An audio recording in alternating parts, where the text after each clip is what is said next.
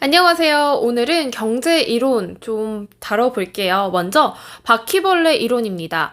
표면으로 드러난 하나의 악재 뒤에는 더 심각한 악재들이 숨겨져 있을 수 있다는 주장인데요. 바퀴벌레는 무리를 지어서 사는 특징을 가지고 있죠. 그래서 집에서 한 마리만 발견이 돼도 벽장이나 찬장, 보이지 않는 곳에 훨씬 더 많은 바퀴벌레가 숨어 있을 수 있는데요. 이걸 금융 시스템에 비유한 것입니다.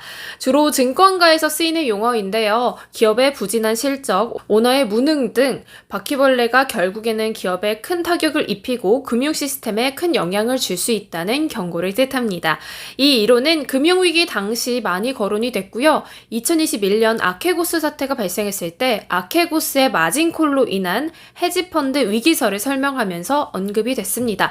그런데 여기에서 아케고스 사태는 무엇인지, 또 마진콜은 무엇인지, 헤지펀드는 무엇인지 궁금하신 분들 계실 것 같아요. 그래서 준비를 해봤습니다. 먼저 아케고스 사태입니다.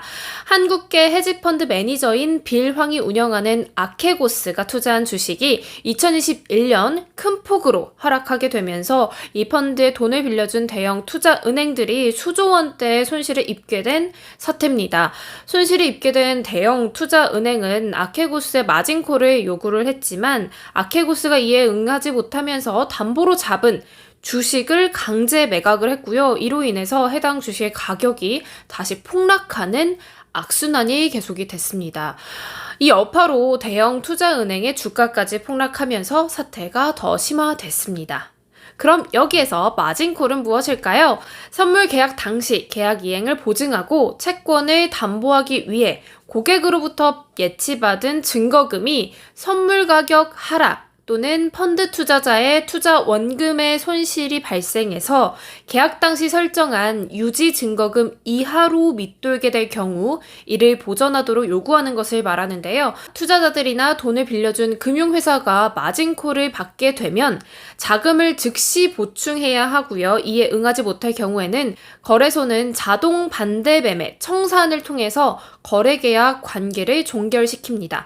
반면에 중개회사가 거래에 대한 일일 정산을 통해서 최종 가격을 산정한 장부상 가격이 유지 증거금을 상회할 경우 고객은 남은 만큼의 돈을 인출할 수 있게 됩니다.